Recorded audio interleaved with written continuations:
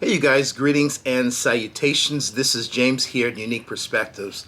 Thought I'd make another video. It's been a while since I've made a longer formatted video, but I thought it would be time to just kind of work on some more content regarding larger formats, because although I've been spending the last year just doing reels, which has helped tremendously with some growth and connecting with a lot of other amazing people online. So God bless you guys. Pleasure to meet all of you guys that started subscribing within the last year or so. Blessings to you. It's a pleasure to connect with a lot of you, especially through the comments. But I wanted to make just a longer formatted video because I wanted to address something that I personally have reflected on as a man that's a little over 40 now. Currently 41. I'll be 42 later this year. But I wanted to just kind of see if I can share these things with you guys, because maybe you can grab something from some of these reflections or some of these ideas that I'm practicing with this second half of my life. And so I have 6 points that I personally reflect on now that I'm in my 40s and just moving forward. Things that have actually been making a difference with how I move forward in my life and has made things not only healthier, but less dramatic. There's things that have made my life a lot easier with just reflecting on certain points, these 6 points. So I'm going to just go through all 6. I'll try to explain it the best I could. I'm going to try not to drag this video too long. I know I can be a talker. I want to just share this just to edify God's people and maybe those who are outside of Christ, but maybe this can be helpful to you. So this is something that I think we all can kind of grab at least something from. But here we go. We're going to get started, and we're going to start with number 1. So number 1 is pretty straightforward. As a Christian, one of the first questions I would ask myself, whether I'm going into a specific job, deciding how I'm going to respond to a certain relationship, whether it's healthy or not, even just how I conduct myself in a general sense, regardless of where I am, I ask myself, what does God think about my behavior? What does God think about what I should do? What would God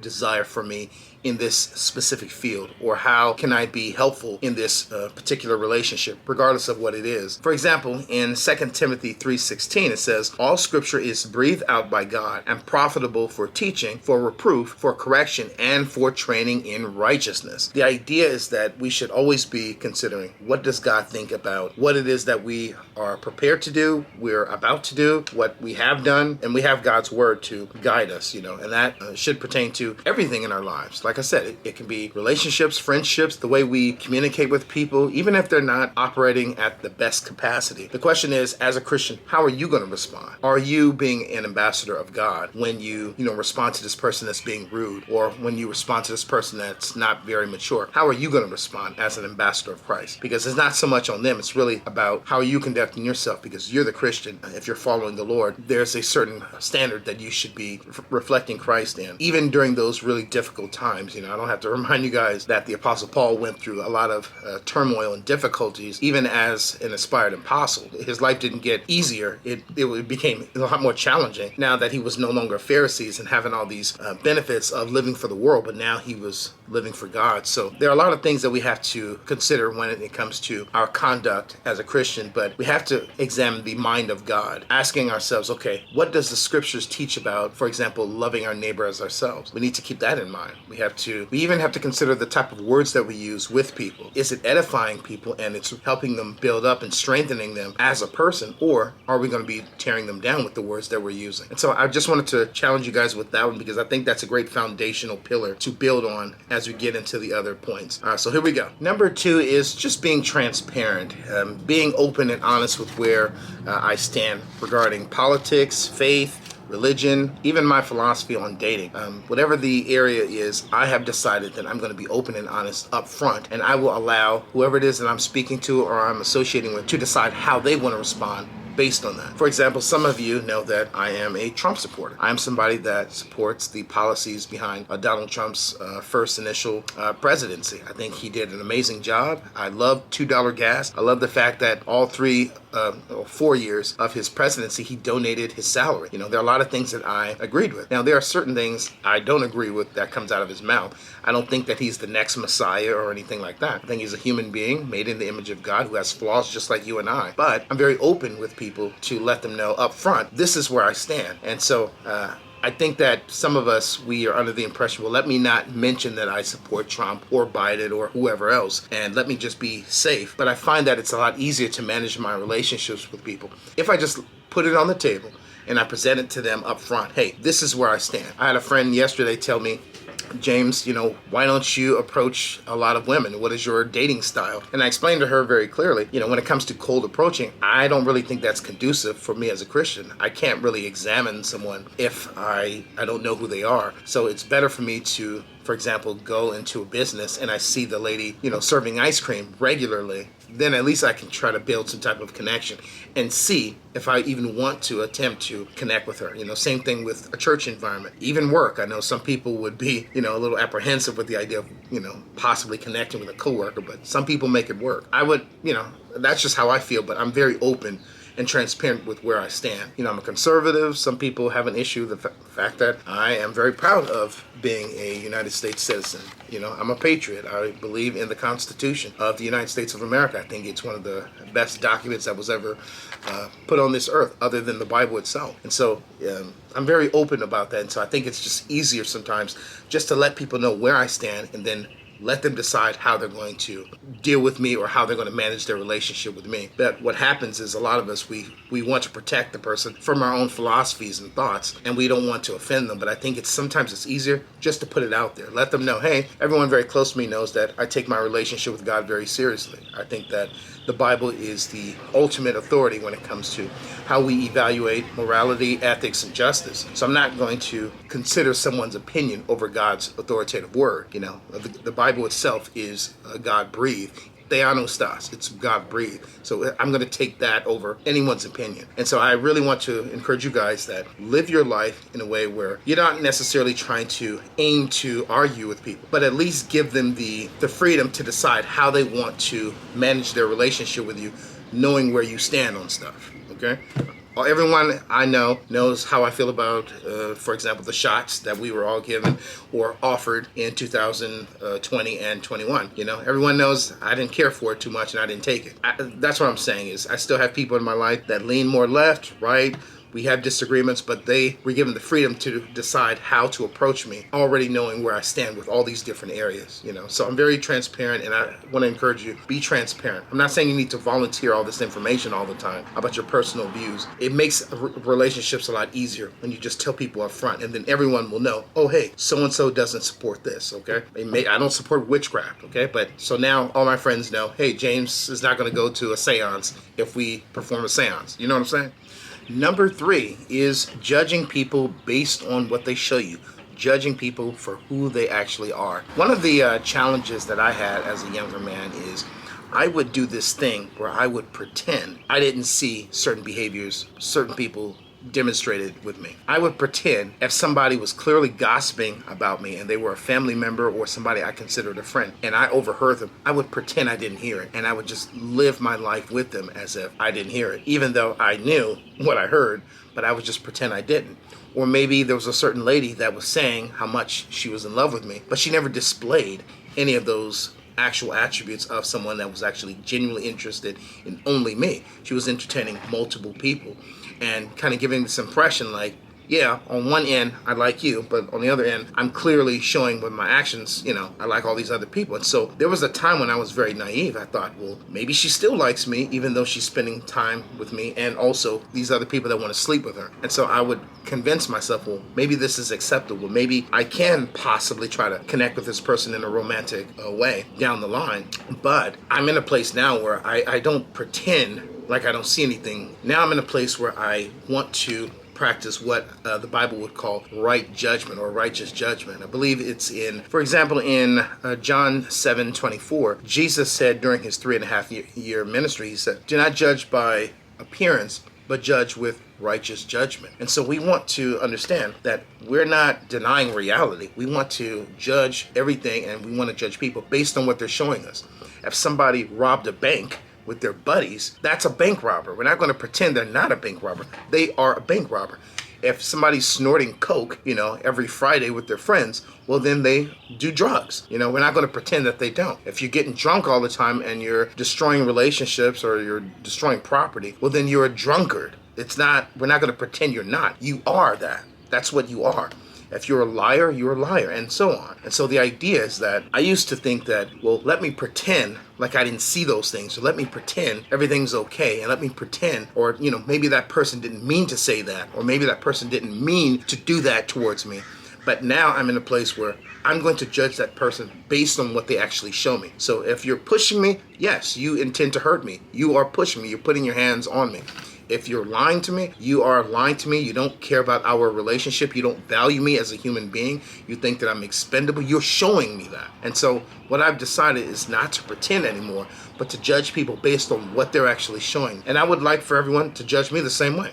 If I'm doing something crazy, judge me based on it. Judge me based on it, okay? Don't pretend like you're not seeing stuff. We don't want to deny reality when it's right in front of us. So let's practice righteous judgment. If you're trying to pursue a lady and she's saying, hey, I'm not interested, but she's calling you for money and she's calling you for some attention and all this stuff, judge her based on that and say, hey, wait a minute, this person don't really like me, you know? I'm trying to pursue her. She's not interested in that, but she's interested in getting attention from me because she wants somebody to entertain her for the moment. That's what she's doing. She's using you, and it's the same thing for ladies. If a guy just wants sex, but he doesn't want commitment, then judge him based on that. He's using you, and he has no intention of being your husband. So judge the person based on that. Number 4 is the concept of never forcing people to be in your life. Do not force people to be in your life. I have had a lot of challenges with this area in my past. And again, I would pretend, this is kind of seeping into number 3 again, but I would pretend like I would see certain behaviors like, oh, this person likes me, but they were showing me that they really weren't interested in connecting with me. There are times when people said, hey, James, you're an awesome guy, and then they throw a party and I'm the one that's not invited. Or they'll say, hey, James, you know, we really trust you and we really like you a lot, but their actions did not demonstrate that. And so what I've learned is that I have an amazing group of people in my life that desire me to come and hang out with them. I don't need to bring anything. I just have to bring myself because that's what they want. They just want me. They just want James to be there. Okay, and it's the same thing with me. I want only them. I want my relationship with them to prosper. I want it to be healthy. I want it to be conducive to both of us. And I don't need them to give me money. I don't need them to feed me. I just want them. And so what we naturally do is we take care of one another. One of the reasons why I'm actually trying to get through this video is because I have a buddy who, called me yesterday. We talked for about 40 minutes, and now he wants me to come over. So after I'm finished this, I have to actually go drive to his house. He wants to go hang out, have a fire, and cook some dinner over the fire or something like that, hang out with his brother and all. This is what I'm talking about, is having a community of people that actually want you around. And one of the best things or the best approaches we can take to life is stop tolerating people that are tolerating us. There are a lot of people that are showing us they do not want to be in our lives. They don't care about us. They're not checking in on us when we're going through difficulties. Now, don't get me wrong. I'm the type of person where I don't go around calling people randomly. But if I find out somebody's in need, I will call you every single day if I have to. I will show up at your house. I will go to the hospital. I will do all those things if I know that you're in need. If you're starving, I'm going to go buy groceries. I'm not rich by any means, but I'm going to provide for you if you're somebody that I love and I care for. And I imagine most of you would do the same thing for people that you love and respect, people that you care about. You're going to do the exact same thing. But I think the issue is sometimes we complicate our lives when we're trying to force people to be in our lives that don't really want to be in our lives. But that's what I'm talking about, is we want to make sure that we are demonstrating a consistency if we actually care about someone. And what I want to challenge you guys to do is pay attention to people's behavior. I'm telling you, some people can pretend for a while, but no one can pretend the entire time. People are going to show you signs that they're either tolerating you, they really don't like you the way that they think, they really don't like you all that well, and you have to just be mindful of that. People are going to show you stuff, and we can't ignore those things. We want to pay attention. Same thing applies for men who are not showing that they really genuinely care about a woman. If the guy is always designating time to have sex with you and do sexual things with you, but he doesn't want to meet your family, he's staying away from trying to build a life with you, he's not planning anything with you, he doesn't have anything that he's working on towards building your relationship, towards marriage, and maybe buying property or living together, he's using you. And I think that for a lot of us men and women, we would do ourselves a disservice to ignore that behavior. People are going to show you who they are, and so it's really important to keep that in mind, is to be observant. The late Maya Angelou, the black poet, who I love this quote, but she says, when people show you who they are, believe them the first time.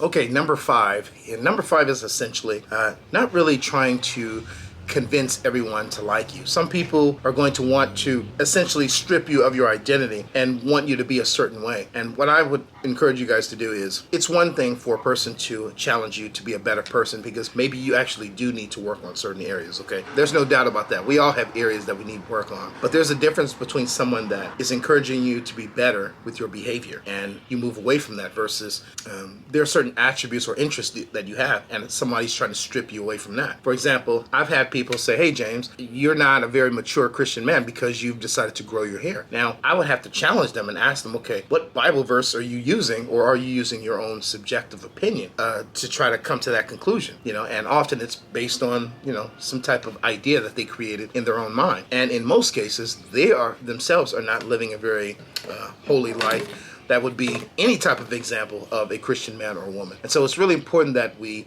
keep our identity intact when we're entertaining relationships with people. There are a lot of people that are going to share different ideas about who they think we should be. Maybe even in the Christian community, there are some people that have told me, hey, you should stop using social media because it's going to block you from connecting with people and growing in the Lord. But I find that using social media has actually enhanced my relationship with God, because now I have an obligation to feed God's people and feed the Word of God to them. Now I'm connecting with Christians and people are talking to me at a personal level and sharing very intimate stories, asking my opinion and how should they approach certain ideas from a biblical perspective. So obviously it's not aligning. And so I've had a lot of people tell me, hey man, you shouldn't play video games anymore. But I really enjoy the story. So why would I stop playing my PS5 and my Switch if I'm enjoying it? It's very therapeutic for me. I love the creativity behind these teams. I love the stories. Why would you tell me not to engage in these stories? Some people have told me you don't have to keep reading all the time. I like to read books. I have devotionals. I have literature. That I have a little library in my room. And so there are a lot of people that will strip you of who it is that you are if you let them. And so I just want to remind you guys that it's one thing for people to step in your life and try to ask you to be a better person because there are clear areas where you need work on. But then there's something entirely different happening when people are trying to strip you of your identity because maybe, for their own reasons, they have issues with certain things about you that they don't understand.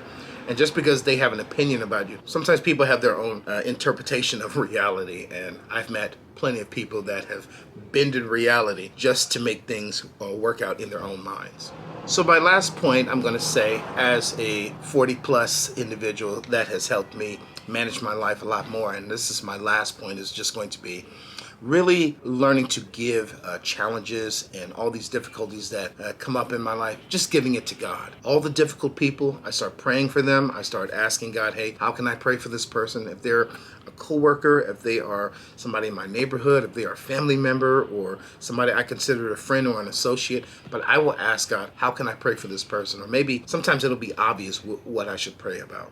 There was a gentleman that I met just within the last 6-7 months that he's really out of it and he doesn't have a lot of support, and his way of really dealing with his own difficulties and turmoil in his own life is to lash out at others. And so it was very obvious for me to know, I need to minister to this person, because even some of his attempts of, really trying to, manage his own life was to even attack me. And, I had nothing negative to say or I've never done anything evil towards him in any way, but, he was just kind of like lashing out at anyone. And so that's just been his life. It's been this emotional roller coaster over and over again, doing the same thing over and over again. And what I've learned is that I have to hand over these issues to God. I've had so many different challenges and so many different difficulties that, maybe in the past I tried to deal with myself, but I realized that as a Christian, I have the luxury of giving it over to God. I have 3 passages here that I wanted to share with you guys before I, let you guys go. And we're going to start with Philippians 4:6-7. It says, do not be anxious about anything, but in everything, by prayer and supplication, with thanksgiving, let your requests be made known to God. And the peace of God, which surpasses all understanding, will guard your hearts and your minds in Christ Jesus. It is so nice to know that we have the luxury of, whenever things are pressing on us as Christians, we can give it over to God. Think about it. Non-believers, they grab the bottle, they grab the cigarette or the drugs, or they need to use marijuana, and you have to use all these different things to try to manage what it is they're going to do, whether it's the strip club or money, or they're trying to compensate and all this stuff. But for Christians, we reside in Christ. We can give him our difficulties and hand it over to him. We have Psalm 55:22. It says, cast your burden on the Lord and he will sustain you. He will never permit the righteous to be moved. It's so nice to know that as Christians, God will not allow us to be moved. There are times when I thought I was in a really difficult position, that I was going to drastically have to change my entire life. And God showed up at the right time and fixed the entire problem. And I realized right at that moment, okay, God is someone I can trust. He's actually demonstrating I can trust him 100% with something so big like this, that now it's my natural understanding to hand it over to him immediately. I don't even wait. At first, I used to try to manage things myself, try to say, okay, let me try to see if I can kind of deal with this myself. Maybe I need to do this, or I need to do that. But I started learning that now, first thing I need to do is pray about it and offer it to God. And then sometimes he will give me the tools so I can handle whatever it is he wants me to do. Or sometimes he will manage it himself, but behind the scenes, and by the time it reaches me again, it's already dealt with. Last verse, 1 Peter 5:7, here in the New Testament, it says, casting all your anxieties on him, because he cares for you. I think this goes without saying, but God is our Father. He's our spiritual Father, and he has not only called us out of darkness and into his light, but he's the one that's going to maintain the faith that we have. We're not maintaining our own faith. I know that it's a very popular understanding in the modern church that somehow we are responsible for managing our entire Christian life, but